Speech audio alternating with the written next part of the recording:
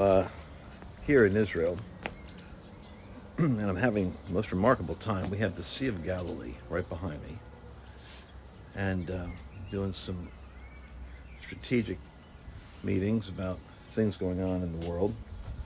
I heard from someone in the Israeli intelligence community about what the disposition of circumstances are in the Middle East. And, it all comes down to this place right here.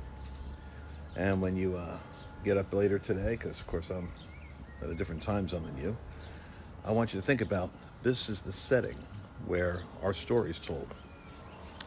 And there's one verse in particular I wanted to give you today, right behind me.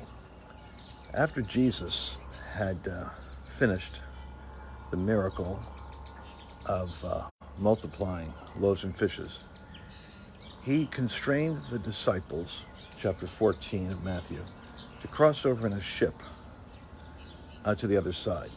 The other side there would be where the Gadarene would be. The Gadarene demoniac would be ferociously there on the other side, a certain part of that territory where nobody would go. And he sent the disciples in that direction, while he himself went up into a high mountain. And there behind me, you see what I believe is the highest mountain there. And Jesus watched. While they were in the midst of the sea, there was a great wind and a storm that was blowing against the disciples so that they could not cross over because of the wind. This is where Jesus walked out on the water. And as soon as he came into the ship, they were immediately at the other side. And the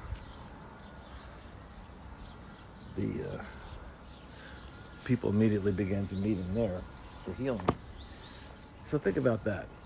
Sometimes you're crossing over and you're going where God called you to go. The Lord called you to do this. Could be a marriage, could be in your finances, could be with your children, with your family. And so often in America we think things change overnight. Just because we got a word from God, something should change. But God is changing us while we're in the process. He's forging us in the contradiction. And so the disciples are there, caught in this struggle in the boat. And Jesus can see it. He's fully aware of what's happening from up on that mountain. He's watching them, just like he sees what's happening with you. And he sees that you're crossing over in spite of the fact that you have opposition, and the opposition is your circumstance contradicting the word of God. Crossover, contradiction. Jesus is watching. Now, what's interesting about this is that the disciples were struggling. And when Jesus got on the boat, they were immediately to the other side. And that opens a couple of windows. At no point did they ever take authority over the circumstance that was resisting the word they were given. The impression is that at times they were grumbling and trying to figure out what was going on. And the proof that they were not necessarily in the right state of mind is when Jesus showed up on the water, they screamed, which is like 12 men. This is the bodyguard for the Messiah screaming because they see a ghost. Not a very inspiring image of the overcoming bodyguard. But Jesus was walking on the water, and they're thinking it's a premonition of death angel, a ghost. And but it's Jesus coming in a form they hadn't expected. It may be that in some of your contradictions in life, your delays, you meet Jesus in a new way. That's an important point. You don't meet Jesus as a healer until you have your first test of healing. You don't meet Jesus as a deliverer until you have your first test of deliverance. You don't meet Jesus as your provider until you have your first contradiction in finances. And then he comes to you walking on the circumstance and revealing himself in a new way. And then here's the amazing thing. The moment Jesus got on the boat, this is one of the transportation miracles in the Bible that I think we miss. They were immediately transported. Philip was caught up once at Azotus, boom, and transported 13 miles. Elijah was told could be transported. And these are types of the believers catching up, the overcomer catching up.